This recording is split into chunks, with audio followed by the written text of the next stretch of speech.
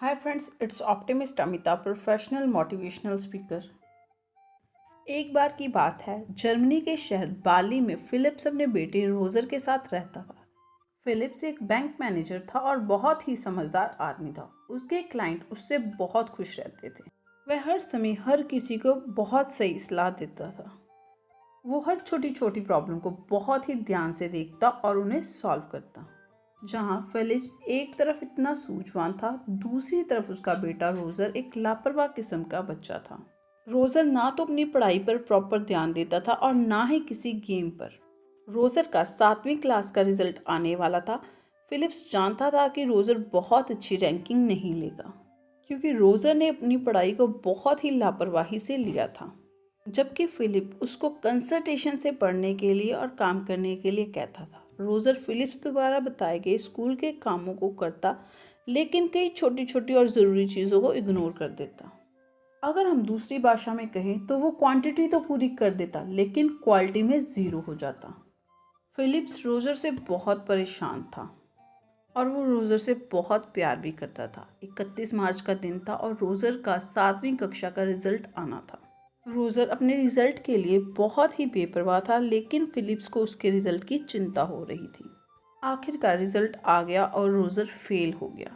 पहले तो फिलिप्स ने रोजर को डांटा, लेकिन फिर उसको दिलासा दिया कि कोई बात नहीं, अगली बार तुम अच्छे से मेहनत करना। लेकिन अंदर से रोजर को सबक सिखाने की सोच ली। फिलिप ने रोजर से कहा कि कल सुबह एक प्रतियोगिता रखते हैं। सुबह 5 बजे उठकर दौड़ लगाएंगे। जो पहले सामने वाले पहाड़ की चोटी पर पहुंच गया वह जीत गया। रोजर ने भी एक्साइटेड होकर हाँ कर दी। फिलिप ने रात को सोने से पहले अपने और रोजर के जूते में एक छोटा सा पत्थर छिपा दिया। वो दोनों अगले दिन उठे और अपने अपने जूते पहने और रेस के लिए चल पड़े। दोनों ने निर्धारित लक्ष्य की ओर दौड़ना शुरू कर दिया। लगभग आधा किलोमीटर दौड़ने के बाद फिलिप्स ने कहा कि मुझे मेरे जूते में कुछ चुभ रहा है, शायद कोई पत्थर है। रोजर ने दौड़ते हुए कहा कि चुभ तो मेरे पैर में भी कुछ रहा है। फिलिप्स दौड़ते दौड़ते अचानक से रुक गया और अपने जूते में से पत्थर निकालने लगा और रोजर से भी ऐसा ही करने को कहा। रोजर ने पत्थर निकालने से इनकार कर दिया और कहा कि कोई बात नहीं, इससे क्या होगा।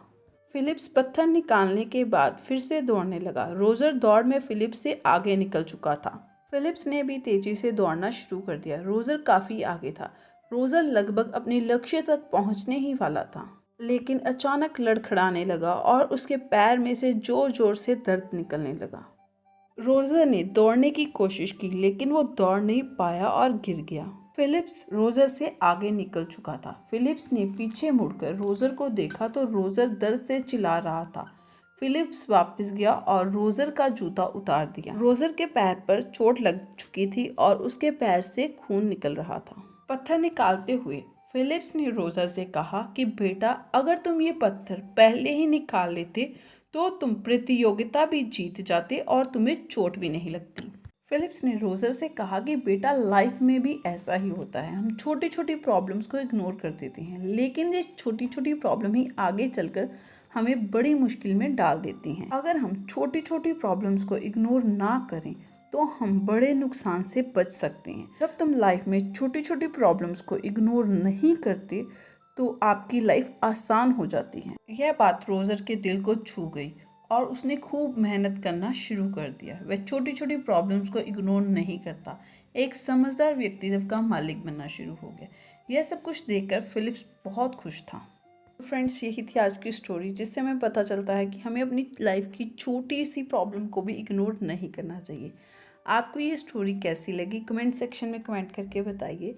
अगर आपको ये वीडियो अच्छी लगी है तो इसको लाइक करें, शेयर करें और सब्सक्राइब करें हमारे चैनल को, ऐसे ही और मोटिवेशनल स्टोरीज़ को सुनने के लिए। आप तक हर नोटिफिकेशन पहुंच सके, इसके लिए बेल आइकन ज़रूर दबाएं।